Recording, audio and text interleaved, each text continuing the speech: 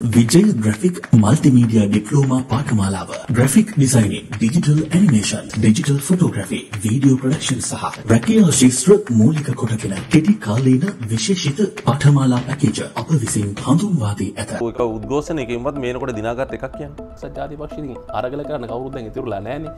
අපිට එකයි තියෙන්නේ එකට අවස්ථාව දුන්නොත් අපි ආර්ථික හදනවා. අයි ඔච්චර කුහක මිනිස්සු ලනුව කෑවා. ඒකට දෙගොල්ලක් බලපෑවා. තුමාලා හොරුවල්ලා හිරේ දැම්මනම් දඬුවම් දුන්නා නම් මේ තත්ත්වය ඇති වෙන්නේ නැහැ නේද? පත ඉදෙන් ඉස්සලා අමුහාල් කන්න හදනවා. ඕක තමයි ඇතිලා තියෙන ප්‍රශ්නේ. දැන් ජනාධිපතිවරයා මෛත්‍රීගේ පිට කහන්න ඕන, මෛත්‍රී ජනාධිපතිවරයා පිට කහන්න ඕන. ඇයි මේ?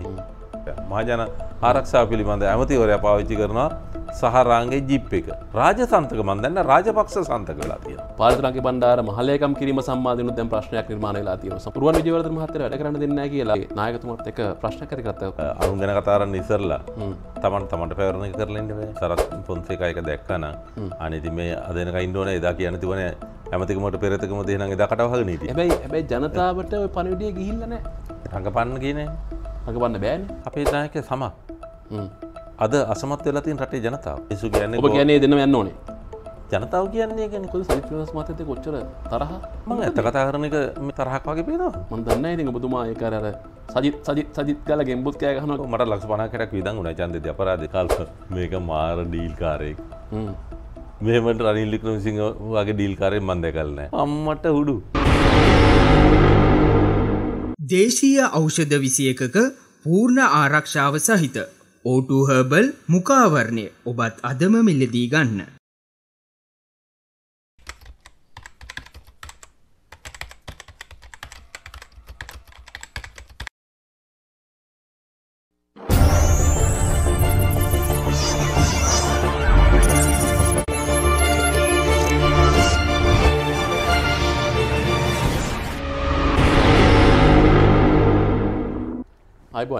අයිබන් අපි අද සාකච්ඡාවට සම්බන්ධ කරගත්තේ එක්සත් ජාතික පක්ෂයේ මහලේකම් පාලිත රංගේ බණ්ඩාර මැතිතුමන් ලොකු අරගලයක් සමාජයේ තියෙනවා.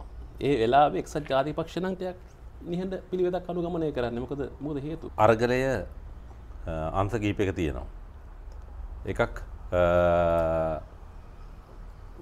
ගාලු මොදර සහ අරලිගහ මන්දිරයේ ඉදිරිපිට තියෙන අරගලය.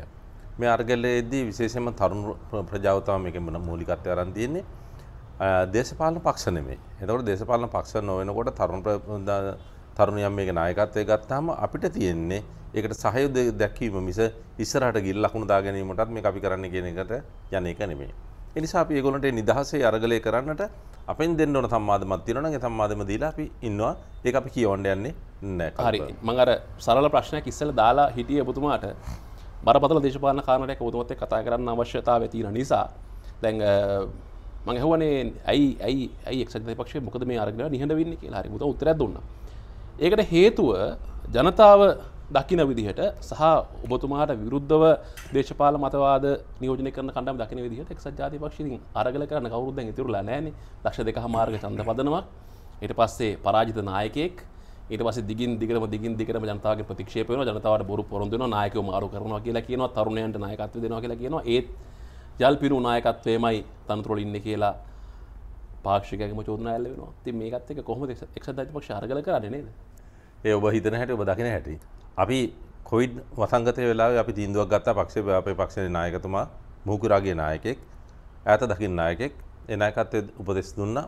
කොවිඩ් රෝගයට ඔබ ගොදුරු වෙන්නත් එපා. පාක්ෂිකයෝ අපේ හිතවතු ගොදුරු කරලා නැති කරගන්නත් එපා කියලා. ඒ අනුව අපි කොවිඩ් වසංගත වෙලාවේ අනිත් පක්ෂවල උදවිය එළියට බහගෙන උද්ඝෝෂණය කරා.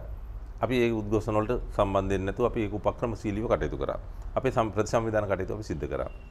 එතකොට අපි එකෙන් කරපු නිසා අද එනකොට දෙයින කියලා අපිට ආඩම්බරෙන් කියන්න පුළුවන් අපේ පක්ෂේ නායකතුමත් අනිත් අපේ ප්‍රධාන සියලු දෙනාත් අපේ සමාජිකයන්ොත් එවැනි වසංගත තත්ත්වයකට ගොදුරු වෙන්නේ නැතුව ආරක්ෂා වෙලා ඉන්නවා. ඒක ජයග්‍රහණයක් නෙමෙයි. එතකොට දෙවෙනි එක මෙවරාව රටේ අර්බුදකාරී තත්ත්වයක්.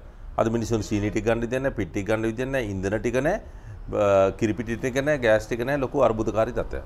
මේ අර්බුදකාරී තත්ත්වයේදීත් අපි බොහොම පරිස්සමෙන් තමයි උද්ඝෝෂණ ව්‍යාපාරය සිදු කරනවා සිදු කරන්න කියලා තීන්දුව කරා. මොකද මිනිස්සු දරන අතිරුතාවයත් එක්කලා අපි මිනිස්සුන්ව හෙම්බත් කරන්නට හොඳ නැහැ. ඒකට ඊට වඩා වෙනත් විසඳුමක්. අපි උද්ඝෝෂණය කරා කියලා අපි නුවර ඉඳලා කොළඹට පයින් ආවා කියලා ගාල්ලේ ඉඳලා කොළඹට පයින් ආවා කියලා එකම ප්‍රශ්නයක්වත් විසඳුන්නේ නැහැ. ඔය කෑ ගහපු එක උද්ඝෝෂණයකින්වත් මේනකොට දිනාගත් එකක් කියන්නේ. හැමෝටම කෑ ගහන්න පුළුවන් හැමෝටම උද්ඝෝෂණය කරන්න පුළුවන්. උද්ඝෝෂණය කරා කියලා ඉරලා එකම ප්‍රශ්නයකටවත් විසඳුමක් නැහැ. කොහොමද ඊළඟට ඩොලර් ටික හොයන්නේ? කොහොමද ආර්ථිකය හදන්නේ? තරුණ නායකත්වයන්ට ඉඩ කඩ දෙන්නේ කොහොමද? මේකක් පිළිබඳව කාටවත් විසඳුමක් නැහැ. අපි පාර්ලිමේන්තුවට අපිට එකයි ඉන්නේ පාර්ලිමේන්තුවේ ඒ එක ගිහිලා පාර්ලිමේන්තුවට මුදල් කමිටු 6ක් පිහිටුමේ අවශ්‍යතාවය කිව්වා. ඒ වගේම පාර්ලිමේන්තුවේ තවත් කමිටු 20ක් විවිධ අමාත්‍යාංශ සඳහා ආරම්භ කරලා ක්‍රියාත්මක කරන හැටි කිව්වා. ඒ වගේම මේ කෑ ගහන මොර දෙන තරුණ උදවිය ඒගොල්ලොන්ට අවස්ථාවක් දෙන්නේ කොහොමද කියන එක. ගෝල් පේස් එකේ ඉන්න තරුණයන්ට අර කමිටු වලට සම්බන්ධ වෙන්න ඒකත් එක්කලා පරිපාලනයට සම්බන්ධ අපි වැඩ පිළිවෙල කියලා තියෙනවා. ඔය කෑ ගහන පයින් යන උද්ඝෝෂණය කරන කොයි මිනිහද මේ ප්‍රශ්නෙම ගොඩ ගන්නෙ රට ගොඩ ගන්නෙ කියලා ඉවරලා කියලා තියෙන්නේ. අපි රටවල් පහක් එක අපේ නායකතුමා සාකච්ඡා කරලා තියෙනවා. එතකොට අපි මැයි දිනේ දවසෙත් බොහොම සරල වැඩසටහනක් කරලා අපි රටට පන්නන්න කිව්වා. අපිට මේක ගොඩ ගන්න පුළුවන් මේ ඉස්සෙල්ලත් ගොඩ කරගත්තා. ඒ හැම අවස්ථාවකම අපි කරගහලා ඉවරලා ආර්ථිකේ කොට නම්බලා තිනවා. ආර්ථිකේ කැඩුවා අපි නෙමෙයි. ආර්ථික කැඩුවේ බලේ ඉන්න කණ්ඩායම් එකතු වෙලා අපි ඒක ගොඩනගලා තියෙනවා. ඉතින් එහෙමනම් අපිට විසඳුම තියෙනවා, හැකියාව තියෙනවා, දැනුම තියෙනවා, සම්බන්ධකම තියෙනවා. මේ වෙනකොටත් රාජ්‍යයන් පහක් එක ප්‍රබල රාජ්‍යයන් පහක් එකලා කතා කරලා අපි කියනවා අපි මේක ගොඩ ගන්නවා. ඒ කියන්නේ බලය ලැබුණොත් ගොඩ ගන්නවා. අපිට අවස්ථාව දුන්නොත් අපිට එකයි තියෙන්නේ. එකට අවස්ථාව දුන්නොත් දෙසතියක් ඇතුළත මේ රටේ ඉන්ධන පොලිම නැහැ, ගෑස් පොලිම නැහැ, කිරිපිටි පොලිම නැහැ. අත්‍යවශ්‍ය භාණ්ඩ ටික තියෙනවා. වෙනදා වගේම පෙට්‍රල් ටික ගහන්න යන්න පුළුවන්කම මිනිසුන්ට තියෙනවා. අපි ආර්ථික හදනවා. හොඳයි. දැන් කෙනෙක්ට හිතෙන්න පුළුවන් අනිත් පැත්තට අහන්න. ඇයි ඔච්චර කුහක කියලා. දැන් ඕක බලය එන්න ඕනද? ඔය අවස්ථාව තියෙනවා, හැකියාව තියෙනවා. දැන් පුළුවන් මේ මිනිස්සු අසරණ වෙලා ඉන්න වෙලාවක උදව් කරන්න. බොහොම හොඳයි. කල්ප මේ රජයක් ගනුදෙනු කරන්නේ තවත් රජයක් එක්කලා. රටක පාර්ලිමේන්තු මන්ත්‍රීවරයෙක් එක්කලා වෙනම ගනුදෙනු කරන්න තවත් රටක් සූදානම් නැහැ. ඉතින් මේක රාජ්‍ය තාන්ත්‍රික ගනුදෙනු මේ තියෙන්නේ. මේක කරන්න රාජ්‍ය බලයන. ඉතින් රජයක් විසින් මේක කරනවා. එහෙම නැත්නම් විපක්ෂයේ ඉන්න උන්වහන්සේට ගියන් කරනවා. එක මන්ත්‍රීවරුන්ට රටේ බලය දෙයිද? ඒකත් ජාතික ලැස්වෙන් ආපු මන්ත්‍රීවරුන්ට රාජ්‍ය බලය දෙයිද? රාජ්‍ය කරගෙන යන්න. තුනෙන් දෙකක බලය තියාගෙන කරන්න බැරි නම් එකේ ඉන්න මිනිහලව හරි මේක කරව ගන්න එපා. මේක නොකරුවොත් පීඩනයටපත් වෙන්නේ මේ රටේ මිනිස්සුනේ. දැන් මේ තියෙන පීඩනය මේ ඉදිරි මාසයේ වැඩි වෙනවා. දැන් නැවතත් ඉන්ධන පෝලින් ටික ආපහු වෙදලා. දවස් දෙක තුනක් ඉන්ධන නැතුවද? පෝලින් නැතුව තිබුණා දැන් ආපහු ඉන්ධන පෝලිම. එතකොට දැන් ගෑස් ටික නැහැ. දැන් ගෑස් කියන්නේ නගරෙට විතරක් ගෑස් දෙනවා කියලා. අද නගරෙ නෙවෙයි හද්ද පිටිසර ගමෙත් අපි දැන් හුරු වෙලා තියෙන ගෑස් වලින් වෙන මොකද මිනිස්සු කාර්යබහුල ජීවිතේ පහසු කර ගැනීම සඳහා මේ නවීන තාක්ෂණයත් එක්ක යනවා. දැන් ආපහු අර්බුදකාරී තත්ත්වයක්. එතකොට පාසල් දරුවට පාසලට යවා ගන්න විදියක් නැහැ. පාසල් බස් රථේ ගාන වැඩිලා. ඉතින් මේ වගේ අර්බුද රාශියක්නේ. බෙහෙත් ටික නැහැ ෆාමසියට යනකොට දරුවට බෙහෙත් දුත් නැහැ, තාත්තට බෙහෙත් දුත් නැහැ, අම්මට බෙහෙත් නැහැ. දැන් මේ අර්බුද රාශිය. මේ අර්බුද වලින් බෙහෙත් පෙත්ත නැතුව මිනිස්සු ටික මැරෙන්න දීලා ආණ්ඩුව බලන් ඉන්නවද? පුළුවන් එකාට කියලා මේක කර ගන්නවද කියලා තීන්දුව කරන්න. රටේ ජනතාවත් තීන්දුව කරන්න ඕන මේකයි. මොකද අපි අත්දැකීම් කියන්නේ. මේ 77 කඩා වැටෙනවා මේ රටේ. කඩා වැටලා ඇවිදින ඇටසැකිලි තිබුණේ ජේ.ආර්. ජයවර්ධන මහත්තයා UMP නායකත්වයෙන් මේක ගොඩ දැම්මා. 88 89 දෙපැත්ත දෙගොල්ලක් ගහනකොට මේ රටේ ආර්ථික කඩාවැටෙනවා වැටෙනවා. UMP මේක ගොඩ දැම්මා. ඊට පස්සේ 2001 මේක ආර්ථිකය කඩාවැටෙනවා වැටෙනවා ඍණ ආර්ථිකය. දවසට පැය 18ක් විදුලිය නැහැ අඳුරේ. ඒක අපි මේ දින 158ක් ඇතුළත පැය 24 විදුලිය දුන්නා ආර්ථිකය හැදුවා. 2015 තෙල් ඉල්ලපු මිනිස්සුන්ට වෙඩි තිබ්බා. වතුර ඉල්ලපු මිනිස්සුන්ට වෙඩි තිබ්බා. EPF එක ඉල්ලපු මිනිස්සුන්ට වෙඩි තිබ්බා. වෙඩි තියලා මැරුවේ මිනිස්සුන්ගේ ඉල්ලීම් දෙන්න බැරි නිසා. අපි ඒක අරගෙන කරා. බඩු මිල අඩු කරා, ඉන්ධන මිල අඩු කරා, ගෑස් මිල අඩු කරා, මේ මිනිස්සුන්ට සහන දුන්නා. මේ විදිහට මිනිසුන්ගේ ආර්ථිකය හැදුවා. ඒක කරන්නේ මිනිස්සු ප්‍රතික්ෂේප කරන්නේ ඔබතුමාලා. ඔව් හරි. මිනිස්සු ලණුව කෑවා. ඒකට දෙගොල්ලක් බලපෑවා. එකක් මේ රාජපක්ෂලාගේ හොර නඩයත් එක්ක එක්කාසුචි කණ්ඩායම. දෙවෙනි එක අපේ පක්ෂේ මේ කඩාන ගිහිල්ලා ඉවරලා මොඩ තීන්දුවක් කරගත්ත අපේ මොඩ නායකයෙක් එක්කලා මේක තත්ත්වයට තුනා. අද ඒ කාලකන්ණි වැඩේ ඒ නායකයා නොකර හිටියනම් මේ වෙනකොට මේ පාර්ලිමේන්තුවේ මන්ත්‍රී ධූර 85ක්වත් UMPට තියෙනවා. UMPට මන්ත්‍රී ධූර 85ක් තිබ්බනම් රනිල් වික්‍රමසිංහ මේට අවුරුද්දකට ඉස්සරලා ආණ්ඩුව අරගෙන ඉවරලා මේ රටේ ජනතාව මේ පීඩනයට ගොදුරු වෙන්නේ නැතුව බේරලා ඉවරයි කල්ප. 225 එපා කියලානේ කියන්නේ. මොකද එකපාරක් ඔබතුමාලා බලය දීලා යහපාලන ආණ්ඩුව කරගෙන යන්න දීලා කට්ටිය මට්ටුනානේ ජනතාව. මට්ටුනා කියන්නේ ඔබතුමාලා දීපු පොරොන්දු එකක්වත් ඉෂ්ට කරන්න බැරි වුණා. ප්‍රධාන පොරොන්දු. ආවි හොරු වල්ලනවා කියලා. හැමදාම මේක පට්ට ගහනවා මේ ප්‍රශ්න අහදිත් අපි පට්ට ගහනවා දේශපාලන වේදිකාවලත් පට්ට ගහනවා ජනතාවත් පට්ට ගහනවා. එදා මේ හොරු ටික ඇල්ලුවා නම් අද මේ අලකලන්ති ලංකාව වෙන්නේ නැහනේ. එදා ඔබතුමාලට හොරු වල්ලන්න බැරි වුණා. ඔබතුමාලගේ නායකයන්ට ඩීල් දාන කියලා චෝදනා එල්ල වුණා. පක්ෂය ඔබතුමාලගේ ප්‍රධාන තනතුරු දරන අදටත් ඔබතුමාලගේ ප්‍රශ්න නියෝජනය කරන ප්‍රධාන තනතුරු දරන පුද්ගලයන්ට චෝදනා එල්ල වුණා මේ එක පුද්ගලයන් ගෙවල්ලත් අස්සේ හංගගෙන හිටියා කියලා. මේවා නේද මේ රටේ අර්බුදයට ප්‍රධාන හේතු බවට පත් වුණේ. ඔබතුමාලා එදා හොරු වල්ලා හිරේ දැම්මනම් දඬුවම් දුන්නා නම් මේ තත්ත්වය ඇති වෙන්නේ නැහැ නේද? එකක් තමයි ඔබ කිව්වා අපේ නායකයන්ගේ ගෙවල් වල පුද්ගලයන් හංගගෙන හිටියා කියලා. අද මේ ගෝල් පේස් එක නැත්නම් අරලියගහ මන්දිරය වට කරගෙන ඉන්නවා වගේම එදත් ජනතාවට ගිහිල්ලා ඉවරලා වට කරලා ඉවරලා පෙන්නන්න තිබ්බ මෙන්න තමුසලයි ගෙවල් අතේ මේ හොරු හංගන් ඉන්නවා කියලා. හරි. ඉතින් ඒක කරන්න තිබුණානේ. කරන්න බාධාක් තිබුණේ නැහනේ. එදා එක තුවක්කුවක් පතුන්නේ නැහනේ. ඒක පතුරුමක් වෙඩි තිබ්බේ නැහනේ. එතකොට මිනිස් ජීවිත ආරක්ෂා කරන්නේ ඒලේ බය නැතුව මිනිස්සුන්ට ගිහිල්ලා ඉවරලා මොකද ව්‍යවස්ථාදායක සභාව තිබ්බා මානමිකම් කොමිසම ක්‍රියාත්මක වුණා කොමිෂන් සභා 7ක් ක්‍රියාත්මක වුණා මිනිස්සුන්ගේ නිදහස ආරක්ෂා කර තිබුණා ඊට පස්සේ මිනිස්සුන්ට ගිහිල්ලා ඉවරලා පෙන්නුම් කරන්න තිබ්බා මෙන්න උඹලා හොරුවන් ගාන් ඉන්නවා කියලා දෙවෙනි එක ඔබ කිව්ව හොරු අල්ලන්නේ නැහැ කියලා මේ රටේ සිදුවෙච්ච දූෂිත ක්‍රියාවන් සම්බන්ධව විමර්ශනය කිරීමට දූෂණ කමිටුව ඇති කරා අනුර කුමාර දිසානායක මහත්තයාත් ඒ කමිටුවේ හිටියා එහෙනම් අනුර කුමාර දිසානායක මහත්තයාත් හොරු අල්ලන්න සම්බන්ධ වුණේ නැහැ කියලා කියන්න එපා නං එතකොට අනුර කුමාර දිසානායක මහත්තයාගේ ලේකම්වරය වශයෙන් හිටපු ආනන්ද විජේපාල මහත්මයා තමයි පසු අපේ ආණ්ඩුව වෙලාවේ පුනරුත්ථාපන අධිකාරිය අධ්‍යක්ෂවරයා වශයෙන් වැඩ කටයුතු කරා ආනන්ද විජේපාල මහත්මයා තමයි මේ දූෂණ කමිටුවේ වැඩ කටයුතු කරේ. එතකොට මේ රාජ්‍ය දේපල දූෂණය කිරීමේ සිද්ධීන් 354ක් මට ඔබ ඔය ප්‍රශ්න අහනවා කියලා තිබුණා මම ෆයිල් එකම ගෙනල්ලා මෙතන පෙන්නන්න මගේ මේසේ ලාච්චුවේ තියෙන ෆයිල් එක දකුණු පැත්තේ යන ගමන් ඕනනම් ගිහිල්ලා මුළු ෆයිල් එකම රෙකෝඩ් කරගෙන යන්න මම කතා කරලා කියන්න. රාජ්‍ය දේපල අවභාවිතා කිරීම සම්බන්ධව FCID එක CID එක අල්ලසෝ දූෂණ විමර්ශන කොමිෂන් සභාව මේ තුනෙන් විමර්ශනය කරලද සාධනීය කේසස් 354ක් පිළිබඳව නීතිමය පියවර ගත්තා. මහින්ද රාජපක්ෂයි සිරන්ති රාජපක්ෂයි අරුණහම අනිත් රාජපක්ෂලා ඔක්කොම අත්අඩංගුවට ගත්තා. බසිල් රාජපක්ෂ අත්අඩංගුවට ගත්තා, නාමල් රාජපක්ෂ අත්අඩංගුවට ගත්තා, සසින්ද රාජපක්ෂ අත්අඩංගුවට ගත්තා, මහින්දානන්ද අලුත්ගම ගත්තා. ඕකනේ වැඩ තියෙන්නේ. අපේ මිනිසුන්ට වැඩ තියෙන්නේ මිනිස්සුන්ට එහෙමනේ කිව්වේ. අපේ මිනිසුන්ට බතයි දෙනකන් ඉන්න බෑ. ඕක වෙලා තියෙන්නේ. දැන් නම් බත ඉදලා තියෙන්නේ. දැන් බත ඉදලා තියෙන්නේ. බත ඉදෙන්න ඉස්සලා අමුහාල් කන්න හදනවා. ඕක තමයි ඇතිලා තියෙන ප්‍රශ්නේ. එතකොට මේකේ අංශ දෙකක් කරා. එකක් තමයි මෙරට තුල තිබෙනා වූ සිදු වෙලා තියෙන අපරාධ පිළිබඳ මූල්‍ය අපරාධ පිළිබඳ විමර්ශනය කිරීම මේ අංශ තුනෙන් කරා. ඊට පස්සේ මෛත්‍රීපාල සිරිසේන හිටපු ජනාධිපතිවරයා යටතේ ජනාධිපති විශේෂ කාර්ය සාධක වලකයක් ඇති කරා. ඒකේ ලේකම්වරයා වශයෙන් වැඩ කටයුතු කරේ ජේ.සී. වැලියමුණ මහත්තයා. ඒතකොට ජේ.සී. වැලියමුණ මහත්තයා ඇතුළු කණ්ඩායමක් විසින් විදේශ වල තිබෙනා වූ හොරකම් කරන ලද දේපල සම්බන්ධ විමර්ශනය කිරීම ඒ කමිටුවට පත් කරා. එතකොට ඒ සඳහා පූර්ණ බලය ලබා දුන්නා කැබිනට් විසින් ඒ කමිටුවට. ඒක ජනාධිපති විශේෂ කාර්ය සාධක බලකායක් විදිහට තමයි ඒ කණ්ඩායම නම් කරේ.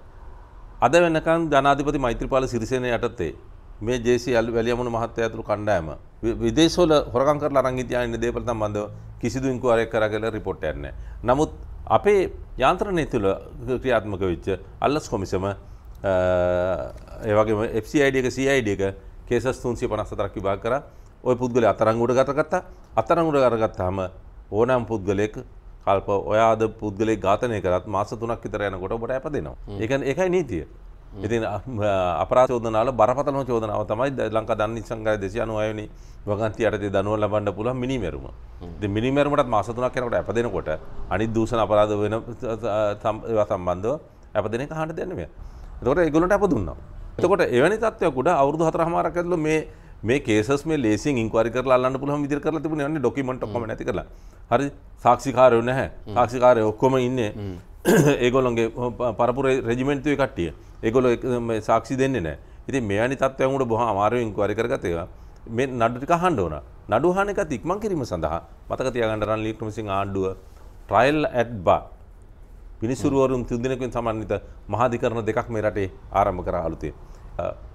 ලලිත් විරුතුංග ජනාධිපති ලේකම්වරයා සිල්ලදී නඩුව අනුස පැල්පිට ජනාධිපතිවරයාගේ අගසව්වල ටෙලිකොම් එකේ නඩුව ඒ නඩු දාලා නෙමෙයිද හිරේ ගියේ නැත්නම් වෙන කවුරුත් නඩු දාලාද මේ ක්‍රමවේද වැරදි කියලා නිදහස් කරා ඒගොල්ලෝ ක්‍රමවේද වැරදි කියලා නෙමෙයි ආණ්ඩු බලය අරගත්තට පස්සේ ඇපිල් කරලා ඉවරලා ඇපිල් එකෙන් මේ වෙන පොඩි රීසන් එකක් අල්ලගෙන මෙයා කරන්නේ.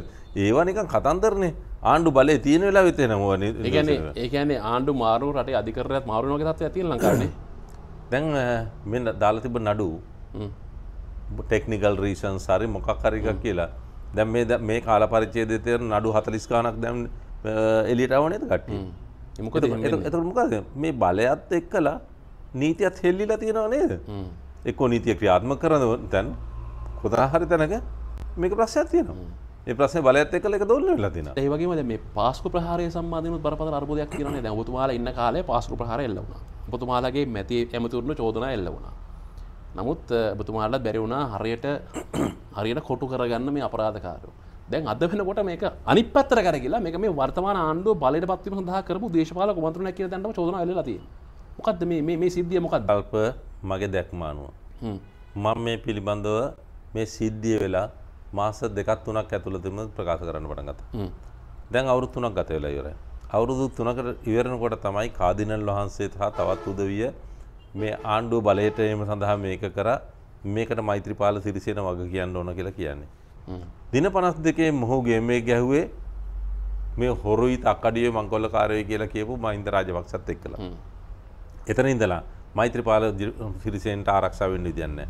මෛත්‍රීපාල සිරිසේන මේ ආණ්ඩුව කියපු ඕන දෙයකට ඊට පස්සේ මේ කණ්ඩායමත් එක්ක එකඟ වෙලා තමයි මේ සිද්ධිය මේක පුද්ගලයා කවුද කියන්න මම දන්නේ නැහැ. ඔබ කියන්නේ මෛත්‍රීපාල සිරිසේන මහත්මයා මේ පාස්කු ප්‍රහාරයට සම්බන්ධ වීම නිසා ඔහුව අනාවරණය වෙයි කියලා බයක් තියෙන හින්දා ආණ්ඩුවත් ඒ සම්බන්ධ වෙනවා කියන කාරණාව. දැන් මෙච්චර දවසක්ම මෛත්‍රීපාල සිරිසේන එළියේ මෛත්‍රීපාල සිරිසේනගේ පක්ෂයේ මහලේකම්වරයා ඇතුළු කණ්ඩායම එළියේ දිගටම ගැහුවානේ. ඒගොල්ලෝ අයින් වෙනවා ස්වාධීන වෙනවා මේගොල්ලොත් එක්ක කරන්නේ නැහැ කියලා. දැන් මොකද කරේ ඊයේ පෙරේද ගිහිල්ලා. ඇයි දැන් මේ දැන් ජනාධිපතිවරයා මෛත්‍රීගේ පිට කහන්න ඕන මෛත්‍රී ජනාධිපතිවරයා පිට කහන්න ඕන.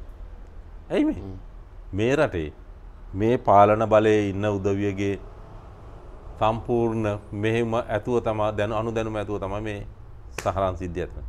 සහරාන්ලට පඩි ගෙව්වෙත් මේ පාලන බලයේ ඉන්න උදවිය. ඒ වගේම මේකට පූර්ණ ආශිර්වාද රැකවරණ සහයෝගය ලැබුණේ හිටපු ජනාධිපති මෛත්‍රීපාල සිරිසේන. එතකොට එහෙම නැත්නම් මේ රටේ නීතිය හා සාමය පිළිබඳ ඇමතිවරයා මහජන ආරක්ෂාව පිළිබඳ ඇමතිවරයා පාවිච්චි කරනවා සහරාන්ගේ ජීප් එක. හරි. රාජසන්තක කරාලු. රාජසන්තක වුණා නම් මේ නීති සමය අමතිස්ස කොහොමද දුවන්නේ? මොකද්ද නඩුව? නඩුව අංකේ මොකද්ද? ඉතින් මොකක්වත් නැහැ. හැබැයි එන රාජසන්තකයිලු. රාජසන්තක මන් දන්නේ රාජපක්ෂ සන්තක වෙලා තියෙනවා. ඔය මෛත්‍රීපාල සිරිසේන විධායක ජනාධිපති ධූරයේ ඉන්න වෙලාව තමයි රංග බණ්ඩාර කිව්වේ මේකට වාක්‍යුත් තමයි මෛත්‍රීපාල සිරිසේන මෙයට විරුද්ධව 298න් චාර්ජ් කරන්න ඕන කියලා මං කිව්වේ දා. ඒකනේ ජනතාව කියන්නේ 225ම එපා මුළු මේ සමාජයේම කණපිට ගහන්න විප්ලවයක් අවශ්‍යයි කියලා. 225 ඇතුළත මහජන දේපොළ හොරකම් නොකරපු ජරා වැඩ නොකරපු මිනිස්සු ඕන තරම් ඉන්නවා. සැලකිය යුතු ප්‍රමාණයක් ඉන්නවා. ඉතින් පොදුවේ 225 කිව්වට මම 225 කියන කතාවට මම කියන්නේ නැහැ. මොකද මම දැන් මේ මොහොතේ මම 225 ඇතුලේ නැහැ. නමුත් අපි දන්නා යහපත් මිනිස්සු 225 ඇතුලේ ඉන්නවා කියලා. හරි. අනිත් ওই තක්කඩි හොරු ටිකක් ඉන්නවා. ඉතින් ඒකේදී ඒ උදවිය සම්බන්ධව තමයි ක්‍රියාත්මක වෙන්න ඕන. ඒක ක්‍රියාත්මක කරලා පිරිසුදු කරගත්තා නම් ඊට පස්සේ එන එක හරි හැදෙයි. ඔබතුමා කිව්වනේ අර එක්සත් ජාතික පක්ෂයේ ප්‍රතිසංවිධානයක් කරා කියලා. ඒක ජනතාව පිළිගත්තා කියලා. නමුත් අභ්‍යන්තර අර්බුද ගණනාවක් නිර්මාණය වෙලා තියෙනවා මේ වෙනකොට. පාලිතරංගේ බණ්ඩාර මහලේකම් කිරීම සම්බන්ධව දැන් ප්‍රශ්නයක් නිර්මාණය වෙලා තියෙනවා. සමහරව ගිහලා ප්‍රශ්න කරනවා මේ පාලිතරංගේ බණ්ඩාර ඇයි මහලේකම් කරේ කියලා කොහොම නායකතුමා කියනවා කියලා අපිට ආරංචි ඕගොල්ලෝනේ පත් කරගත්තේ කියලා. මේ ඇයි මේ ඇතුලේ අභ්‍යන්තර අර්බුදයක් මොකද්ද ප්‍රශ්නේ? කවදාවත් පක්ෂය උලුස්සන් හම්බ වෙන්නේ නැද්ද මේ අලගරත් එක්ක? මේ වෙනතෙක් මම නම් දන්නේ ඔබ දැනගත්තර කිසිම කෙනෙක් පාලිතරංගේ බණ්ඩාර මහලේකම් කිරුවේයි කියලා ඒවල ප්‍රශ්න කරුවා කියලා. අපේ පක්ෂයේ හැම කෙනෙක්ම වගේ පාක්ෂිකයොත් කතා කරලා ඉවරලා මේ අවස්ථාවේ මේ කරන්න බාරගත් එක ගැන පිළිබඳව මිනිස්සු ප්‍රශංසා කරනවා. ඒ වගේම මේ පක්ෂයේ වෙන හැමෝටම එකම තනතුරු දෙන්න බෑ. ඉතින් දෙන්න පුළුවන් ප්‍රමාණයට සුසුසන්ට තනතුරු දීලා තියෙනවා. අනිත් අයට තව දීලා තිබ්බ සමහර උදවිය අවස්ථාවෙන් බාර අරගන්න නැතුව හිටියා. ඉතින් අපි තනතුරු දිහා බලලා නෙමෙයි අපි කණ්ඩායමක් වශයෙන් වැඩ කටයුතු කරනවා. මේ කණ්ඩායම් අතරන් කිසිම බෙදීමකුත් නැහැ. අරගලයකුත් නැහැ. අපි සාමූහිකව ඔක්කොම වැඩ කටයුතු කරනවා. සමාජික බඳගෙන මේ ව්‍යාපාරය දැන් අපි ක්‍රියාත්මක කරන්න තියෙන අපේ බිම් මට්ටමේ පත්වීම් ටික දැන් දෙන්න සූදානම් කරගෙන ඉනවා. අපි මේ මාස අවසන් වෙනකොට බලාපොරොත්තු වෙනවා ප්‍රාදේශීය සභා මන්ත්‍රී කොට්ටාස අනුවම පත්වීම් ටික දෙන්න. අපි වැඩ කටයුතු කරන අපි හරියට කරගෙන යනවා. මාධ්‍ය වැඩසටහන් ටික අපි මාධ්‍ය පිළිවෙලට කරගෙන යනවා. දැන් ඔය පොදු මොනවද නැත කුණු කතා නැතුව දැන් වැඩ ටික කරගෙන යනවා අපි. රුවන් විජේවර්ධන මහත්තයා වැඩ කරන්න දෙන්නේ නැහැ කියලා කස්තුරි අරුණානායක මහත්තයා ඔබේ නායකතුමත් එක්ක ප්‍රශ්න කරගත්ත කෘත්‍ය අධිකාරි මණ්ඩලය ඇතුලේ. රුවන් විජේවර්ධන මහත්තයා මොකද්ද දීලා නැත්තේ? ජාතික විමුක්ති අපි දන්නේ නැහැ මොකද්ද කියලා. නමුත් ප්‍රශ්නයක් ඇති වුණානේ. දීලා තියෙන වැඩ තමයි ඔක්කොම. හැබැයි රුවන් විජේවර්ධන මහත්තයා අනුරාධනායක මහත්තයාට අපි බාර දුන්නා ගොවි පෙරමුණ. එතුමා ඒක වැඩ කටයුතු කරලා නැහැ. ඒකද ප්‍රශ්න. අනුන් ගැන කතා කරන්න ඉස්සරලා තමන්ට පැවරණ එක කරලා ඉන්න බෑ. අනුන්ගේ කරන ඔයා කරන ගැන මම කතා කරන්න ඉස්සලා මට මහලේකම් විදියට පවරලා තියෙන පැවරෙන රාජකාරිය මං හිතලා බලලා තැලසුම් කරලා කරන්න බෑ. පාලත රංගේ බණ්ඩාර පක්ෂ මහලේකම් වෙන්න ඕනේ කියලා පුත්තලට ඇවිල්ලා කිව්වෙත් කස්තුරි අරුණානායක මහත්තයා. ඔව් පුත්තල මෙදි කියවන්න අනුරාධපුරයේදී කිව්වා මහලේකම් විය යුතුයි කියලා. ඉතින් මම ඒගොල්ලෝ හැමදෙනාම ගෙම ආශිර්වාද ලැබුණා. ඉතින් ඒ ආශිර්වාද ලැබුණාට මම ඒක වගකීම තේරුම් අරගෙන වැඩ කටයුතු කරනවා. ඒ කියන්නේ දැන් ඇතුලේ කට්ටිය වැඩ කරන්නේ නැද්ද? වකීම් පවරන කට්ටිය වකීම දරන්නේ නැද්ද හරියට? නොදරපු කට්ටිය තනතුරු වලින් අයින් කරලා තියෙනවා. කවුද? ඒ තමන්ගේ වකීම ඉෂ්ට නොකරපු කට්ටියක් ඉන්නවනම් ඒගොල්ලෝ වෙනුවට වෙන අයපත් කරලා තියෙනවා. වෙන කවුද උදාහරණ කියනවා දැන් ඔබතුමාලා කිව්වනේ මාස 6න් ඔය ප්‍රධාන තනතුරු වල අයට වකීම් පවරනවා මාස 6න් ඒ වකීම් ඉෂ්ට කරන්න ඕනේ. කට්ටිය වැඩ කරනවානේ. ඒ සභාපති වැඩ වකීම් ඉෂ්ට කරන්න බැරිනොත් එහෙම සම්පූර්ණ මේගොල්ලෝ ඉවත් කරනවා. ඒ සභාපති වැඩ කරනවා. නියෝජනායක වැඩ කරනවා. උපනායක වැඩ කරනවා. ජාතික සංවිධායක වැඩ කරනවා. මහලේකම් වැඩ කරනවා. ඉතින් වැඩ කරන මේ තනතුරු වල ඉන්නවා. අපි මේ පාගමන් ගිහිල්ලා බොරුවට කෑ ගහලා වැඩක් නැහැ. මේ වෙලාවේ පාගම් ගිහිල්ලා උද්ඝෝෂණය කරලවත් නෙමෙයි දැන් මෙතන කරන්න තියෙන්නේ. ඒ ඇත්තටම කට්ටිය එකතු කරගන්න බැරි හින්දා පාක්ෂිකව නැති හින්දාද එහෙම වෙලා තියෙන්නේ? අපි කොළඹ උද්ඝෝෂණය කරනවා කියලා තීන්දුව කරේ පැතිසෑතියේදී. පැතිසෑක ඇතුළත ඔබ එන්නේ නැති සමහරලාට මාධ්‍යවේදියෙක් විදියට ලිප්ටන් වටරාමිය අපේ උද්ඝෝෂණය අපි සිදු කරා 5000කට වැඩි සංඛ්‍යාවක් ඇතුළත පැතිසෑක ඇතුළත. අපි ගාල්ලේ උද්ඝෝෂණය කරනවා කියලා තීන්දුව කරේ දවස් දෙකක් ඇතුළත. අපි සභාපති වජිරවර්ධන මහත්තයා සම්විධානය කරේ දවස් දෙකක් ඇතුළත 3500කට වැඩි සංඛ්‍යාවක් එක්කලා ගාල්ල බස් නැවතුම්පොළ ගන්න උද්ඝෝෂණය අපි සිදු කරේ. අපි හෙට්ටුපොළ සත්‍යාග්‍රහය සිදු කරනවා කියලා තීන්දුව කරේ දවස් 3කට දින්දා. ඒ වගේම අපි රම්බුක්කන සත්‍යාග්‍රහය කරනවා කියලා තීන්දුව කරේ දවස් 2කට ඉස්සරලා. හරි. අපි මලගෙදර ගිහිල්ලා තමයි තීන්දුව කරේ සත්‍යාග්‍රහය තියෙන මලගෙදර අවසන් වෙච්ච දවසේ කියලා. ඊට පස්සේ දවසේ කියලා. ඉතින් අපි ඒ කරපු වැඩ කටයුතු සියල්ලම අපි සාර්ථකව කරා. කිසිම තැනක මාධ්‍යකවත් කියවුන්නේ නැහැ අසාර්ථක වුණා කියලා. අපේ කණ්ඩායම අතර කිසිම වාද භේදයක් ඇති වුණෙත් නැහැ. අපේ කාගේවත් කලිසෙමෙන් අදින්නවත් හරමෙන් අදින්නවත් කවුරුත් ගියෙත් නැහැ. අපේ කට්ටිය තමසේ ගොම්බූරුවේ තමසේ මොකෙද්ද කියලා ඉරලා ගමන කතන්දර කියන්න ගියෙත් නැහැ. ඊටමත වැදගත් විදිහට අපි ඔක්කොම එකතු වෙලා ඉරලා අපේ නායකතුමාගේ මූලිකත්වයෙන් වැඩ කටයුතු කරලා සන්තෝෂයෙන් ආපහු වෙලා දිනවා. කිසිම තැනක ප්‍රදේශ අපි දැන් කතා කරමු රටේ වර්තමාන දේශපාලන තත්ත්වය ගැන. විශේෂයෙන්ම දැන් ඔබතුමා කතා කරන රටේ ආර්ථික අර්බුදයෙන් රට ගොඩ ගන්න පුළුවන් එකම විසඳුම සහ විකල්පය ඔබේ පක්ෂයේ නායක රනිල් වික්‍රමසිංහ මහත්මයා කියලා. රටේ ඇත්තටම ගත්තොත් එහෙම මේ වෙනකොට සමාජයේ යම් යම් තැන්වල උගත් බුද්ධිමත් පිරිස් අතරේ යම් කතා බහක් තියෙනවා. රනිල්ට දුන්නොත් යමක් කරයි. රනිල් මේක ගත්තොත් වෙනසක් වෙයි කියලා අදහසක් තියෙනවා. හැබැයි අවාසනාවකට ඔහුට තිබෙනවා දීල්කාරයෙක් කියලා චෝදනාවක්. ඔහු මේ තට්ටුව මාරු කරලා ඔහු බලයට පත් වුණොත් ආයත් රාජපක්ෂ කඳුර ආරක්ෂා කරාවි කියන චෝදනාව ඔහුට තියෙනවා. මොකද්ද ඔබතුමා මේ ගැන කියන්නේ? මෝඩ මිනිසුන්ට මෝඩ කතා කියන්න පුළුවන්. රනිල් වික්‍රමසිංහ ඩීල් දානවා නම් දින 52 රනිල් වික්‍රමසිංහ මහත්තයාගේ අගමැතිකම අරගෙන ඉවරලා මහින්ද රාජපක්ෂට දෙන්නේ. මහින්ද ගිල්ල ඉවරලා ජනාධි අගමැති පුටුවේ වාඩි වෙනවා. රනිල් මහින්ද අතර ඩීල් දානවා. අර සරත් පොන්සේක මහත්මයා කියන දින 52 වෙලාවේ ඉස්සරහා අරලිගේ හමුද ඉස්සරහා පැත්තෙන් සුදු වෑන් එකකින් ගෝඨාභය රාජපක්ෂ මහත්මයා රනිල් වික්‍රමසිංහ මහත්තයා හම්බුණු විදිය ගැන. ඒක සරත් පොන්සේකගෙම තමයි අහන්න ඕනේ. එහෙම හමුවක් සිද්ධ වුණේ නැහැ. ප්‍රේමදාස සරත් පොන්සේකා එක දැක්කා නම් අනේ ඉතින් මේ අද එනකන් ඉන්න ඕනේ. එදා කියන්න තිබුණේ ඇමතිකමට පෙරතකම දෙහනම් එදා කටව හගෙන හිටියේ. ඇත්තටම ආවේ නැද්ද? මම දන්නේ මම දන්නේ නැති දෙයක් මට කියන්න බෑ. මේ සරත් පොන්සේකානේ දැක්කේ. සරත් පොන්සේ කොන්දක් තියනවා කියන්නේ නිර්භීත කියන එක නෙන්නේ. නෑ ඔව් කිව්වා. ඉතින් ඒක තමයි එදා කියන්න තිබුණා. අද නෙමෙයි කියන්න ඕන. ඒ දින 52 වෙලා කියන්න තිබ්බනේ. දින 52 ආණ්ඩුව පිට වෙලා කියන්න තිබුණා ඊට පස්සේ. මේ ඒලාවේ ගෝඨාභය රාජපක්ෂ හොර පාරෙන් පිටිපස්සෙන් මේ මෙතෙන් ආව කියලා. අර රේඛා මන්දිරේට එන්න තියෙන ගේට්ටු තුනයි. ඩීල් එකක් නැද්ද මොකුත්? කවුරු එක්කද? රාජපක්ෂ කඳුර සහ වික්‍රමසිංහ කඳුර අතර ඩීල් එකක් නැහැ. අපි ඩීල් එකක් තියෙනවා. මොකද්ද? ජනතාවත් එක්ක ඩීල් එකක් තියෙනවා. ජනතාව ජීවත් කරන ඩීල් එකක් අපිට තියෙනවා. ජනතාව මේ පීඩනයෙන් මුදා ගැනීම අපිට ඩීල් එක තියෙනවා. ඒ ඩීල් එක තියෙනවා අපිට. දැන් ඒක දැන් ඔය මං ආයි අහන්නේ වික්‍රමසිංහ මහත්තයා හොඳයි කියලා කියනවා. හැබැයි මිනිස්සු බයයි ඩීල් කාරයෙක් ඩීල් දායි කියලා. ආයි හොරු ටික පැනලා යයි කියලා බයයි. රයිට්. මොකද ඒකට උදාහරණ තියෙනවා. හරි. ඒකට එහෙම උනේ නැති හේතු කාරණා තියෙනවා. ජනතාව කියනවා ශ්‍රී ලංකා වික්‍රමසිංහ කියන්නේ රනිල් වික්‍රමසිංහ මහත්මයාගේ ඥාතියෙක් කියලා. එතකොට යම් අවස්ථාවලදී ඔහු හරහා යම් අපරාධකරුවෝ බේරුණා කියලා. ඔහු හරහා පිරිසක් බේරෙනවා. මෛත්‍රීපාල සිරිසේන මහත්මයා හරහා තව කණ්ඩායමක් බේරෙනවා කියලා. මෙහෙම තමයි යහපාලනයේ කාලේ හොරු ටික පැනලා ගියේ කියලා චෝදනා එල්ල වෙනවා. ඉතින් මේ තත්ත්වය ඇතුලේ නේද මේ අර්බුද නිර්මාණය වෙලා තියෙන්නේ. ගෙදර යන්න වෙන්නේ මේ එක්සත් ජාතික පක්ෂ බහුතරයකට මේ චෝදනාවත් එක්ක නේද? කල්ප මේක මාර ඩීල් කාරයෙක්. මෙහෙම රනිල් වික්‍රමසිංහ වගේ ඩීල් කාරයෙක් මම දැකලා නැහැ. මහින්ද රාජපක්ෂගේ ජාතක කරපු මහින්ද රාජපක්ෂගේ පුතාලා. මහින්ද රාජපක්ෂගේ සහෝදරයෝ. හරි. මහින්ද රාජපක්ෂගේ නෑදෑ 4 වර්ගයේ උන් ඔක්කොගමට විරුද්ධව තියෙන කේසස් ටික FCID කියලා අලුත් යුනිට් එකක් හදලා ඉවරලා ඉන්ක්වයරි කරනවා. CID එක දාලා ඉන්ක්වයරි කරනවා. අල්ලස් කොමිසම දාලා ඉන්ක්වයරි කරනවා. මේ 4 වර්ගයේ මුන් ටිකයි පවුලේ තමන්ගේ ජාතක පුතාලයි ඔක්කොම අත්අඩංගුවට ගන්නවා. අරන් ගිහලා බන්ධනාගාරගත කරනවා. අරගෙන ගිහිල්ලා මාංචු ටික දාගෙන ගිහිල්ලා ඉවරලා උසාවියට දානවා. හරි. උසාවියට දාලා අධිචෝදනා ගොනු කරලා ඉවරලා නඩු අහනවා. මේක මාර ඩීල් එකනේ. එහෙම ඩීල් දානවා. ඉතින් කොච්චර හොඳ ඩීල් එකද රනිල් දාලා තියෙන්නේ. රනිල් වික්‍රමසිංහ මහත්තයා අධිචෝදනා ගොනු කරන්න බෑ. ඒක අධිකරණ කාර්යභාරයනේ. ඉතින් අධිකාර කාර්යභාරය කරන්නේ මෙහෙවි කවුද? අර්ලිගහ මන්දිරයේ දූෂණ කමිටුවක් ඇති කරේ කවුද? අර අනුර කුමාර දිසානායක මහත්තයා විජේපාල මේ හෙට්ටිආරච්චි මහත් මොකද පාර්ලිමේන්තු විජේපාල සරත් ෆොන්සේකා ඔය කණ්ඩායම හිටියනේ. ඔය කට්ටිය හිටියනේ. ඉතින් ඒ කමිටුවත් ඒක ඇති කරලා ඉවරලා ඒ ඉන්ක්වයරි මෙහෙවි කාගේ කොතනද? අර්ලිගහ මන්දිරේ. රනිල් මහින්දගේ උන් ටික ඉරේ දාන්න අධිකරණ දෙකක් හදනවා. ට්‍රයිල් ඇඩ්වා දෙකක් මහ අධිකරණ දෙකක් හදනවා. මාර රීල් කාර්යයක්. මාර ඩීල් එකනේ. අම්මට උඩු. හැබැයි ජනතාවට ඔය පණිවිඩය ගිහිල්ලා නැහැ.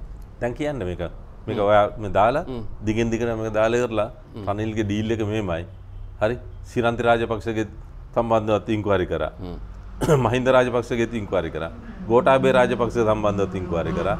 ගෝඨාභයට නඩු 35ක් දාලා තියෙනවා. බැතිල් රාජපක්ෂට නඩු දැම්මා. සචින්ද්‍ර රාජපක්ෂට නඩු දැම්මා. සමල් රාජපක්ෂ සම්බන්ධ ඉන්ක්වයරි ගියා. යෝෂිත රාජපක්ෂ පුත්‍රයාට විරුද්ධ නඩු ගියා. ඒ වගේම නාමල් රාජපක්ෂ පුතාට විරුද්ධ නඩු දැම්මා. හරි බන්ධනාගාරගත කරා. මාර ඩීල් දාන්න රනිල්. ඇත්තටම එක්සත් ජාතික පක්ෂ කොතනද වැරදුනේ? නායකයට කොතනද වැරදුනේ? දැන් මෙහෙම දැන් පුතුමා කියන දේ ඩීල් දාලත් නැත්තම් මේක යුක්තිය නීතිය සාධාරණ වෙනුවෙන් සටන් කරා නම් රනිල් වික්‍රමසිංහට කොතනද වැරදුනේ? රංගපන්න ගියේ නෑ. රංගපන්න බෑනේ. ඒක තමයි. රංගපන්න ගියේ නෑ. රංගපාලා පෙන්නුවා නම් මූණ අත ගාලා කට අත ගාලා බඩ අත ගාලා බොරුවට පොළොව ඉඹලා මෙහෙම පොළොව ඉඹන අර පැත්තෙන් උගන්ඩාවට පටවනවා. ෆේල් නේ ඉතින් ලංකා දේශපාලනය තුලේ. ඒ වගේ ජනතා මුලා කරන වැඩ කර ඉතියන රට මගේ ජාතිය කීක පපුවට ගගා සෝමන දැම්මන අන්න එතන අපේ රටේ ජනතාව ඇන්දේකනේ. හැබැයි අපේ රටේ ජනතාවත් එක්ක දේශපාලනය කරන ඔය රංගපෑමක් තියෙන්න බෑ. අපේ රටේ මිනිස්සු ඒකටනේ අපේ මිනිස්සු ආශක්ත වෙන්නේ, කැමති වෙන්නේ. එහෙම ගත්තාම බල දේශපාලනය ඇතුලේ ඔබතුමාගේ නායකයා අසමත්නේ. අපේ නායකයා සම. අද අසමත් වෙලා තියෙන රටේ ජනතාව. යන්න මෙතන ඉහපත පෙට්‍රල් සෙට් එකට. මෙතන පෙට්‍රල් සෙට් එකට යන්න. අතන ගෑස් පොලිම ළඟට යන්න. හරි. අතන යන්න පුඩ් සිටි මෙතන තියෙනවා සුපර් මාකට් 4ක් තියෙනවනේ ඉහපතේ. ඔය සුපර් මාකට් 4ම ගිහින් බලන්න රාක්කිය වල මොනවද තියෙන්නේ කියලා. සතසුර ගිහින් බලන්න රාක්කිය මොනවද තියෙන්නේ කියලා ඉරලා. හරි. අපේ නායකයා දස්මත් වෙලා තියෙන්නේ. රටේ ජනතාව තමත් වෙලා තියෙන්නේ. මේ ගොනාට ඇන්දේ රටේ ජනතාව මුලා කරේ මේගොල්ලෝ. මහ පොළොව දෙබෑ කරගෙන ණයෙක් ආව කියවන ණය ගිහිල්ලා ඉරලා අර මේ චීනෙන් ගෙනාපු ප්ලාස්ටික් බෝතලයක ඇතුළ ණය ඒක පලාගෙන යන්න බැරුව ඉන්නවා කියම මේවා මිත්‍යා විශ්වාස තියාගෙන ඉඳලා තියෙන්නේ රනිල්ද එනම් අසමත් වෙලා තියෙන්නේ ඒ මිත්‍යා විශ්වාස තුළ වැඩ කරපු ජනතාවද අද මේ පීඩන විඳින්නේ රනිල් වික්‍රමසිංහද දැන් සූදානම් වෙනවනේ මහින්ද රාජපක්ෂ මහත්මයා මෙතනින් ඉවත් වෙලා දැන් ඔන්න ලෑස්ති වෙනවා අලුත් අන්තර්වාර පාලනයක් නිර්මාණය කරන්න මේ පාලන නිර්මාණය කරලා හෙමින් සීරුවේ 19 වෙනි අනුව්‍යවස්ථාව නැවත බලාත්මක කරලා විශ්වාසෝසි කරලා මේ එන්න හදන්නේ ආයිමත් රනිල් වික්‍රමසිංහ මහත්මයාට අගමැතිකම ලබා දීලා ආණ්ඩුවක් හදන්නද? අපේ එකයිනේ තියෙන්නේ අපි කියලා නෑ අගමැතිකමක් අරගන්නවා කියලා. අනිත් ඒක 19 ගෙන් නෙමෙයි 20 තිබ්බා මොක තිබ්බත් වැඩන්නේ මේ ප්‍රශ්නෙට විසඳුම හොයන්න බෑ. දැන් අද මේ ව්‍යවස්ථාවක් ඉල්ලන වෙලාවක් නෑ මිනිස්සු. මිනිස්සු ඉල්ලන්නේ පීඩනෙ නිදහස් කරන්න කියලා. ඛණ්ඩ ටික දෙන්න කියලා ඉරලා, ගෑස් ටික දෙන්න කියලා, ඩීසල් ටික දෙන්න කියලා ඉරලා, කිරිපිටි ටික දෙන්න කියලා, බෙහෙත් ටික දෙන්න කියලා ඉරලා මිනිස්සු ඉල්ලන්නේ. මිනිස්සු එක මිනිහෙක්වත් උතන ගිහලා ව්‍යවස්ථාව වෙනස් කරන්න කියන්නේ නෑනේ. මිනිස්සු කියන්නේ උඹලා හොරකම් කරලා මේ මිනිස්සුන්ට නැති කරලා දෙනවා. හොරකම් කරපුවා දීලා පළයව පිට වෙලා කියලා නැත්නම් හිරගෙදර පළයව කියලා කියන්නේ. මිනිස්සු කියන්නේ උඹලා ව්‍යවස්ථාව අදා ඉන්නේ කියලා. ඒ නිසා මෙතන මේලාවේ මේ ව්‍යවස්ථා ගැනයි ඡන්ද ගැනයි කතා කරන්නේ පිස්සු. අමු පිස්සු. මිනිස්සුන්ට අමු පිස්සු කියලා කිව්වේ සමගිජන බලය කණ්ඩායමටද? ඒ කියන මේ ඒගොල්ලෝ තමයි කියන්නේ ඡන්ද ගැන කතා කරනවා නම් ඕනේ ඡන්දයක් තියන්න ඕනේ කියලා කියන්නේ ඒගොල්ලෝ තමයි. ඡන්ද ගැන කතා කරනවා නම් පිස්සෙක් වෙන්න එපා. දැන් අඩුම තරමේ බිලියන 9ක්වත් වෙනවනේ ඡන්ද තියන්න කිව්වොත් එහෙම. හරි. බිලියන 9 කියන්නේ කෝටි කීයක්ද? දැන් කෝ සල්ලි කොහෙද තියෙන්නේ? කෝටි 1200ක් විතර වගේ සාමාන්‍යයෙන් අපි කියනවනේ ඡන්දකට වියදම් වෙනවා කියලා. මේලා ඡන්ද කරන වෙලාව නේ මේලා ආර්ථිකය හදන වෙලාව. ආර්ථිකය හදලා රටේ මිනිස්සු ජීවත් කරන එක. මේ ජනතාවගේ පීඩනය අයින් කරන එක. ව්‍යවස්ථා කරන වෙලාවකුත් නෙමෙයි මේක. අපි ඒකයි කියන්නේ. මේ වෙලේ මේ ඡන්ද කරන්නවත් ව්‍යවස්ථා කරන්නවත් තරගෙන නෙමෙයි. දැන් කරන්න තියෙන්නේ වහාම ලෝකේ රාජ්‍යයත් එක්කලා කතා කරලා මූල්‍ය ආයතනත් එක්ක කතා කරලා මේ මිනිස්සුගේ පීඩනය ඉවත් කිරීම සඳහා පියවර ගන්න. ඒ කියන්නේ අන්තර්වාර පාලන නිර්මාණ විය යුතුද නැද්ද? අන්තර්වාර පාලනයේ රාජපක්ෂලා දෙපළගේ නායකත්වයෙන් ගෝඨාභය රාජපක්ෂ සහ මහින්ද රාජපක්ෂගේ නායකත්වයෙන් අන්තර්වාර පාලනය කියලා කරලා එකක් හැදුවට වැඩක් නැහැ. මිනිස්සු කියන්නේ ඔබ කියන්නේ දෙන්නම යන්න ඕනේ. ජනතාව කියන්නේ ඒකනේ. එක්සත් ජාතික පක්ෂයේ අදහසත් ඒකද? නෑ ජනතාව මහලේකම්වරයා විතර කිව්වොත් ජනතාව ඒකනේ කියන්නේ ඉතින්. පක්ෂය අපි පක්ෂෙන් අලුතින් දෙයක් නෑ. අපි පක්ෂෙත් තියෙන ජනතාවනේ. එතකොට කවුද අගමැති විය යුත්තේ? දැන් ජනාධිපති අගමැති විය යුත්තේ මේ කරන්න පුළුවන් මිනිහෙක්. කවුද? වහ ඩොලර් බිලියන 6ක් ලංකාවට ගෙන්න ගන්න පුළුවන් මිනිහෙක්. ඖෂධ ටික ගෙන්න ගන්න පුළුවන් මිනිහෙක්. ආහාර ද්‍රව්‍ය ටික ගෙන්න ගන්න පුළුවන් මිනිහෙක්. ගෑස් ටික ගෙන්න ගන්න පුළුවන්. ඒ වගේම මේ ඉන්ධන ටික ගෙන්න ගන්න පුළුවන් මිනිහෙක්. මේ ලෝකේ විශ්වාසය දිනා ගන්න පුළුවන් මිනිස්සෙක් තමයි ජනාධිපති වෙන්න ඕන, අගමැති වෙන්න ඕන. අගමැති වෙලා මේක හරියන්නේ නැහැ. ලෝක විශ්වාසය දිනා ගන්න පුළුවන් මිනිහෙක් මේ රටේ ජනාධිපති කරොත් එහෙම මාස දෙකක් තුනක් මාස 6ක් ඇතුළත රට නියම මට්ටමට යථාවත් වෙයි. මාස මේ සති දෙකක් ඇතුළත මේ රටේ තියෙන පීඩනය නිදහස්. එහෙම මිනිහෙක් ඉන්නවා. ඉන්න ඕනනේ. කවුද? කරපෙන්න මිනිස්සු ඉන්නවනේ මේකේ. කවුද? මේ ඔයා දන්නේ තුන් රටේ ජනතාව දන්නා මේ කරපු එකනේ මේ රටේ මිනිස්සු දැන් කතා කරන්නේ අහවලා හිටියන හරි කියලා. දැන් ඔබ මගේ මෙච්චර ප්‍රශ්න අහුවනේ. මං අහන්නේ ඔයාගේ එක ප්‍රශ්නයයි. රනිල් වික්‍රමසිංහ මහත්මයා හැරෙන්නට වෙන කවුද ඉන්නේ මේ වික්‍රමයේ කරන්න පුළුවන් මිනිහ? ජනතාව තමයි තීරණය කරන්න ඕනේ ජනතාවගේ පරමාධිපති බලය ඇතුලේ කවුරු හිටියත් කාටද බාර දෙන්න කියලා. ඒකයි සාමාන්‍ය ක්‍රමවේදය. ජනතාව දැන් තීන්දුවක් ගත්තානේ. කවුරු දීදුවත් කාටද බාර දෙන්න කියලා. මහින්ද රාජපක්ෂට බාර දුන්නානේ. බැරි වුණානේ. දැන් මහින්ද රාජපක්ෂ කෙරුවා බැරි වුණා. ෆේල්. උගන්ඩා විතරක් නෙමෙයිනේ. දැන් පේනවනේ හැකර්ලා එලි දක්වලා තියෙනවා කොච්චරද කියලා. දැන් ඊයේ පෙරේදා ඉඳලා හම්බන්තොට ඕස්ට්‍රේලියාවත් එක්ක කරපු ගනුදෙනුව කොහොමද කියන එක දැන් කියනවනේ. දැන් උඩ රාජපක්ෂයේ කෙලි කොහොමද කියන එක හොඳටම මුළු අපි ඒ දවස්වල ඔය කිව්වනේ. ඊට පස්සේ ගෙනල්ලා 69 ලක්ෂයක් එකතු වෙලාම ගෝඨාභය රාජපක්ෂ ගෙනාවනේ. හොඳයි කියලා. දැන් ගෝඨාභය ගෙනල්ලා ඉවරලා දැන් පේනවනේ තත්ත්වය. එහෙනම් තව ඒ එක පීස් එක අයින් කරලා හරි තව පීස් එක ඇතුළත් කරගත්තොත් එහෙම වෙන දේ මොකද්ද? නමුත් අවසානයේ ජනතාව තමයි තීරණය කරන්නේ. රටේ බලය දෙන්නේ කාටද කියලා. එහෙම නැත්නම් අපිට යන්න සිද්ධ වෙනවා ඒකාධිපතිය නැත්නම් හමුදා පාලනයට යන්න වෙනවා අපිට කැමති කෙනෙක්ව පාලන බලයට පත් කරගන්න. හමුදා පාලනයකට යන්න බෑ මේ රටවල වල. ඔබ කියන්නේ දැන් හිතන කෙනාට බලය දෙන්න. දැන් මේ එහෙම නැත්නම් පාර්ලිමේන්තු ප්‍රජාතන්ත්‍රවාදය ඇතුළේ මේක විසඳ ගන්න වෙනවා. මේ වෙනකොටත් මේ UN එක අපට විරුද්ධව තහංචි පැනවීම සඳහා සම්මත කරලා ඉවරයි. ඉතින් ඒක ක්‍රියාත්මක නොකර ඉන්නේ. ඒක ක්‍රියාත්මක ඔයා හිතනවා හමුදා පාලනයක් આવත් එම ඒක ක්‍රියාත්මක කරගදී කියලා. එතකොට මට කියන්නකෝ දැන් රනිල් වික්‍රමසිංහ මහත්මයාට මේ බලය ගන්න නම් ඔහුට සිද්ධ වෙනවා අනිවාර්යයෙන් විපක්ෂයේ ඉන්න සෙසු කණ්ඩායම් සම්බන්ධ කරගන්න. අපි දැන් TN එකත් එක්ක ඔහුගේ හිතවත්කමක් තියෙනවා. සෙසු පක්ෂ කිහිපයකුත් එක්කම ඔහුගේ හිතවත්කමක් තියෙනවා. නමුත් මේ කණ්ඩායම අද ඉන්නේ සමගි ජන බලවේගයත් එක්ක සන්දානගත වෙලා බොහෝ පාර්ශව. එදා එක්සත් ජාතික පක්ෂයට හිටපු කණ්ඩායම. ඒත් එක්කම එක්සත් ජාතික පක්ෂයේ හිටපු ප්‍රබල චරිත ගණනාවකුත් අද ඉන්නේ සජබ නැත්නම් සමගි ජන බලවේගය ඇතුලේ. එතකොට මේ අයගේ සහයෝගය රනිල් වික්‍රමසිංහ මහත්මයාට ලැබෙයිද? බුද්ධිමත් උදවියගේ සහයෝගය ලැබෙයි. එයා හොඳ නැත්තම් හොඳ එක්කෙනෙක් පත් කරගන්න ඕන. ඒ හොඳ එක්කෙනාගේ සැලැස්මත් පාර්ලිමේන්තුවට හරි ජනතාව ඉදිරිපත් කරන්න. දැන් ගිය වතාවේ ගෝඨාභය රාජපක්ෂ මහත්තයා ඡන්දෙට ඉල්ලන වෙලාවේ මාධ්‍ය වේදීන් සමග සාකච්ඡාවක් තිබ්බහම ඩොලර් ප්‍රශ්නයක් තියෙනවනේ. දැන් මේ විපක්ෂයේ මේ යාපාලනේ ඉන්න කට්ටිය කියනවා මෙහෙම ඩොලර් නැති වෙනවා. කොහොමද ඩොලර් යන්නේ? එතකොට ගෝඨාභය රාජපක්ෂ මහත්තයා කිව්වේ මෙහෙම බලලා අයියා දිහා බැලුවා. අයියාගෙන් අහන්න කිව්වා. අයියා මොනවද කිව්වේ? නෑ ඩොලර් හොයන හැටි ඔබ දන්නවා ඔය ඉස්සෙල්ලත් ඔය කියලා. ඉතින් කරගන්න බැරනවනේ. දැනුත් මට දුන්නොත් බලය දුන්නොත් මං කරන්න. දැන් කියන්නේ එහෙමනේ. දැන් ඔය හුඟ දෙනෙක් කියනවා දැන් මේ වෙන්න ජනාධිපති වෙන්න අගමැති කට්ටිය දැන් කියනවා මට බලය දුන්නොත් මම මෙහෙම කරනවා. රනිල් වික්‍රමසිංහ මහත්තයා බොහොම පැහැදිලිව කියනවා. මෙන්න මේ කට්ටියත් එක්ක මම කතා කරලා ඉවරයි. ලෝකේ මුදල් නැමැතිවරුත් එක්ක මම කතා කරලා ඉවරයි. ඉන්ධන ගලපා ගන්න ක්‍රමවේදය මේකයි. මේ සියල්ල කතා කරලා කියලා තිනවා. අපි බල ලැබුණොත් මේ ජන ජීවිතයේ මේ පීඩනය සති දෙසතියක් තුළ නිරාකරණය කරනවා. මොකද සජිත් ප්‍රේමදාස මහත්තයත් එක්ක ඔච්චර තරහ මම ඇත්ත කතා කරන එක මේ තරහක් වගේ පේනවා. මම දන්නේ නැහැ ඉතින් ඔබතුමා ඒක අර සජිත් ගාලා ගෙම්බුත් කෑ ගහනවා කියලා වේදිකාවේ කතා කරලා මිනිස්සු කිව්වා මේ ඇතුලේ හිටියට ඔය පරද්දන්න තමයි වැඩ කරන්න කියලා.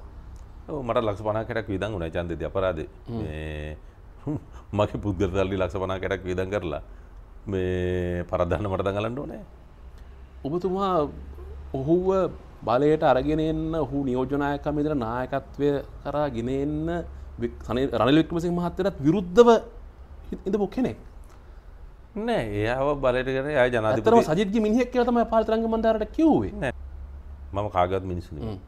මම දේශපාලන කෙනා රනිල් වික්‍රමසිංහ මහත්තයා. හැබැයි රනිල් වික්‍රමසිංහ මහත්තයාගෙන යම් කරුණු පිළිබඳව අපි ඍජුව කතා කරලා තියෙනවා. විවේචනය කිරීම කළා තියෙනවා. විවේචනය කරලා තියෙනවා. එයා වෛර බැඳේ නෑ. අපි කියපු දේවල්ට අහුම්කම් දීලා යම් වෙනස්කම් මේ අවස්ථාවන්දී සිදු කරා.